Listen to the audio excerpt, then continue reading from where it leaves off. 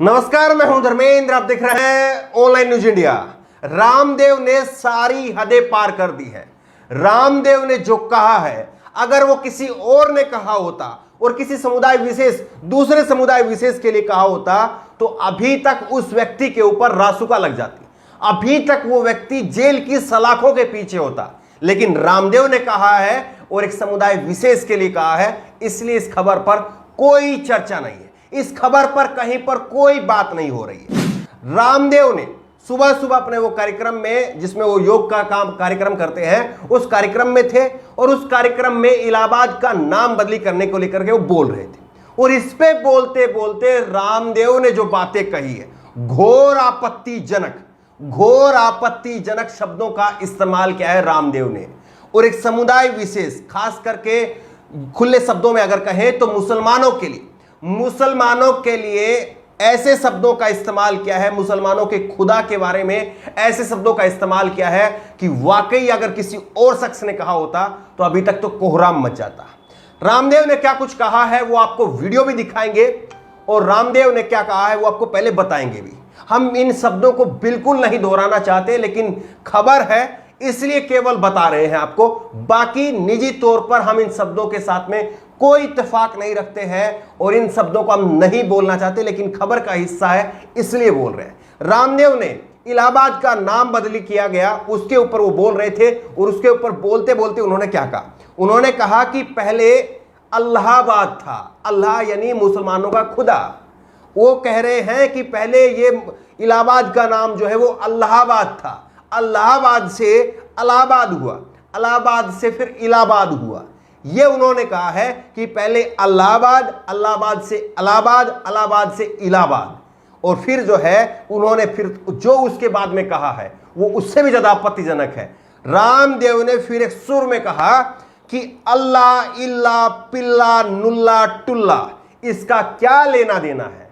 देखिए, आप एक समुदाय विशेष के ईश्वर के जो शब्द हैं उनको इस्तेमाल कर रहे हैं, उसका नाम ले रहे हैं, अल्लाह का नाम ले रहे हैं आप, और अल्लाह के साथ में आप नाम ले रहे हैं पिल्ला, एक कुत्ते का बच्चे का नाम ले रहे हैं। आप कह रहे हैं कि अल्लाह इल्ला पिल्ला नुल्ला टुल्ला, ये रामदेव के शब्द हैं।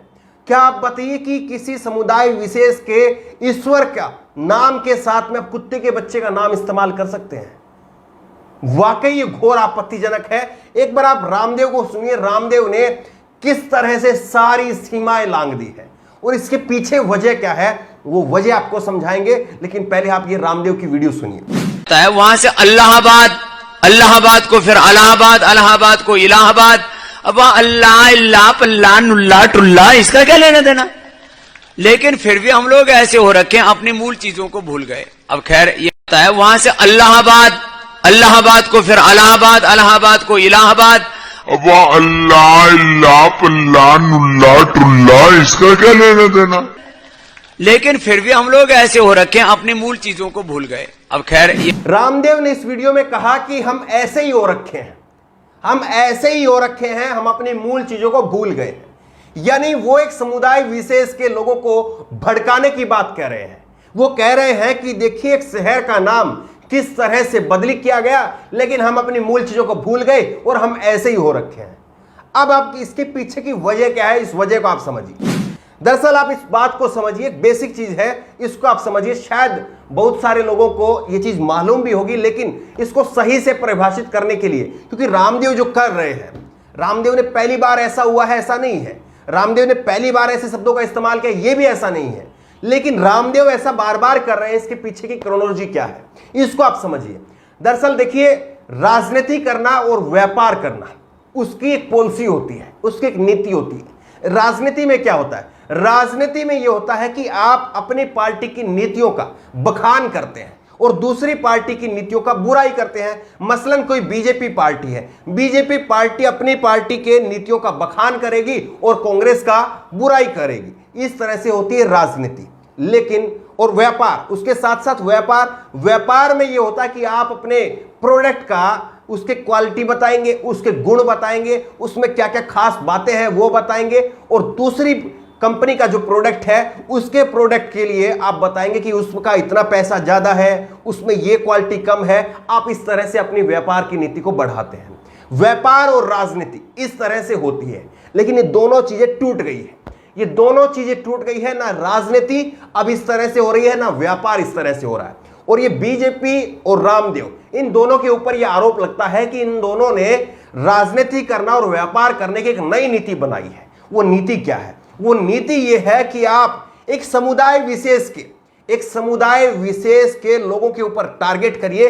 दूसरा समुदाय विशेष आपका वोट बैंक बन जाएगा राजनीति के अंदर, और दूसरा समुदाय विशेष आपका ग्राहक बन जाएगा व्यापार के अंदर। रामदेव और बीजेपी दोनों इसी तरह से चल रही है। बीजेपी क्या कर रही है? बीजेपी एक समुदाय विशेष के खिलाफ लगातार बोलती है, एक समुदाय विशेष के लोगों को टिकट नहीं देती है, राजनीति में भागीदारी से दूर रखती है, और दूसरे समुदाय विशेष के लिए खुल करके नारेबाजी करती है, खुल करके उनके धर्म के, उनके इस इष्ट देव का नाम लेती है और कहती है कि हम ही हैं आपके रखवाले।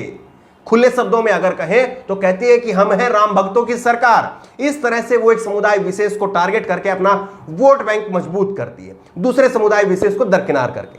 अब रामदेव भी वही कर रहे हैं। रामदेव भी एक समुदाय विशेष के लोगों को इकट्ठा करके अपना ग्राहक बना रहे हैं, दूसरे समुदाय विशेष के लोगों को दरकिनार करके। और दूसरे समुदाय विशेष के, खुले शब्दों में कहें तो रामदेव भी उसी तरह से चल पड़े हैं कि वो राम भक्तों की सरकार और ये राम भक्तों के व्यापारी। अब आपको राम के भक्तों को अगर कुछ चीज लेनी है तो वो आप यहां से लीजिए। अगर खुले शब्दों में कहें तो इस तरह से। क्या आप बताइए कि इस तरह की राजनीति और इस तरह का व्यापार क्या ये देश को आगे ले जा सकता है? ये देश को विभाजन के तौर पर, ये देश को तोड़ने की दिशा में लेकर के जा रहे हैं। इस तरह की राजनीति और इस तरह का व्यापार बेहद खतरनाक है। लेकिन ये रामदेव ने कहा इस पर कोई चर्चा नहीं होगी, और रामदेव ने पहली बार इस तरह से एक धर्म विशेष के खिलाफ इस तरह की बातें कही हो, ऐसा नहीं है। इससे पहले भी रामदेव जो है वो ऐसे ही बयान देते रहे हैं। ये रामदेव का बयान आप देखिए। रामदेव ने कहा कि भगवान राम हिंदुओं के साथ साथ मुसलमानों के भी पूर्वज हैं। ये जो है वो आज तक की खबर है। उसके बाद में एक और देखिए, भोपाल में मुसलमानों की रैली पर बोले बाबा रामदेव, बार बार एक ही संप्रदाय के लोग आग क्यों लगाने लगते हैं। तो इस तरह से यहां पर भी इन्होंने टारगेट करने का काम किया। और एक और खबर आपको दिखाते हैं, शर्जिल इमाम के भड़काऊ भाषण पर रामदेव ने कहा कि ऐसे लोग देश के गद्दार हैं, मुसलमानों को इनको बाइकआउट करना चाहिए। तो ये बता रहे हैं कि मुसलमानों को क्या करना चाहिए, क्या नहीं करना चाहिए, किस नेता ने क्या कहा है, कौन नेता आपका प्रिय है। जिस तरह की राजनीति लोग करते हैं, जिस तरह के राजनेता लोग बताते हैं, उस तरह के व्यापारी लोग जो हैं वो बताने लग गए हैं। अब सोचिए कि अगर इससे पहले कि जो व्यापारी हमारे देश में रहे, अगर उन्होंने यही किया होता तो आज देश का क्या होता। लेकिन रामदेव अपनी इच्छा भी जाहिर कर चुके हैं। रामदेव की जनसत्ता की खबर देख लीजिए। मैं चाहता तो पीएम या राष्ट्रपति बन सकता था, बोले रामदेव। आज भी बन सकता हूं, पर मैं केवल योग के लिए बना हूं। यानी ये इशारों में कह रहे हैं कि वो राष्ट्रपति बनना चाहते हैं, इशारों में कह रहे हैं कि प्रधानमंत्री बनना चाहते हैं। प्रधानमंत्री तो खैर बन नहीं पाएंगे, यहां पर तो बड़ी लंबी फहरिस्त है, लेकिन राष्ट्रपति के लिए ये अपना नाम जो है वो भेज रहे हैं। क्या आपको लग रहा है कि इस तरह की आप किसी को खुश करने के लिए दूसरे समुदाय के लोगों को इस तरह से उनको लताड़ना, उनको नीचे दिखाना, उनके ईश्वर के नाम के साथ में आप कुत्ते के बच्चे का नाम आप जोड़ते हैं, क्या ये सही है?